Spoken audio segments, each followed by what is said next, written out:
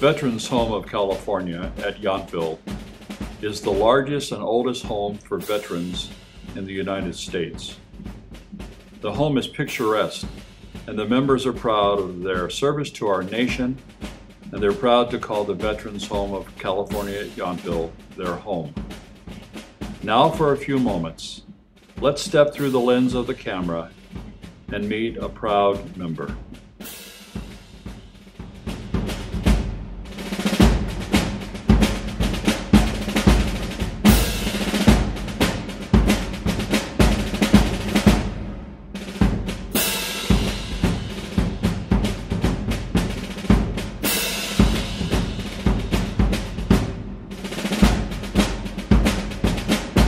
My name is Silva, Joe Silva. I was born in front of Kaiser Permanente in Oakland, California.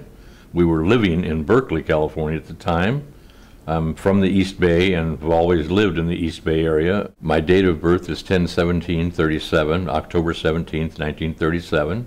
And we were living actually in Berkeley when I was born, and we lived there the first 10 years of my life, at which point we moved to the unincorporated area just north of Richmond, California, still in the Bay Area. And I went to Richmond High there.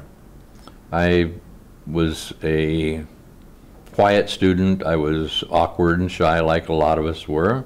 The day we graduated, I took a friend down to the post office. I knew not why, but when he didn't return to the car after the allotted time, I went in to find him, and he was in the post office, or near it, and he was actually enlisting in the Navy. And somehow things got twisted around, and I ended up enlisting in the Navy on the same day. So I enlisted in the Navy on the day we graduated, and I ended up in the Air Division of the Navy. And when I reached my first squadron after a year of training, I trained as an aviation electronics technician.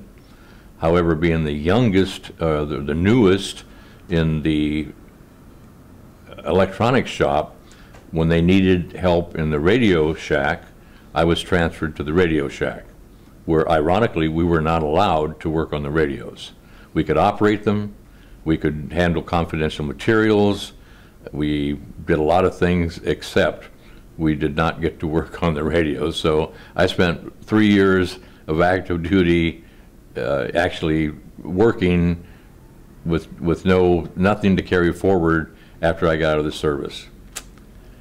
I was in for a little over 4 years. I had joined on a kiddie cruise, and I got talked into extending for a year to go to the electronics school, because I would have less than 2 years of active service after I finished the electronics school, or less than 3 years, whatever it was.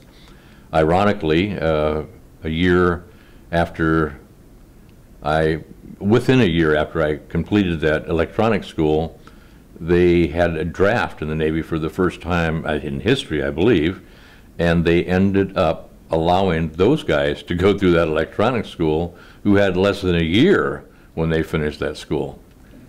So I resent that part of my life, but our squadron towed targets, and it was an interesting time, 4 years. I spent it mostly in Quonset Point, Rhode Island, and met the love of my life there, but she went in the convent, so we ended up not getting married. But after I got out, I came back to the Bay Area and met my future wife about a year or two after I got back. I had got out and wanting to go back and get a college education.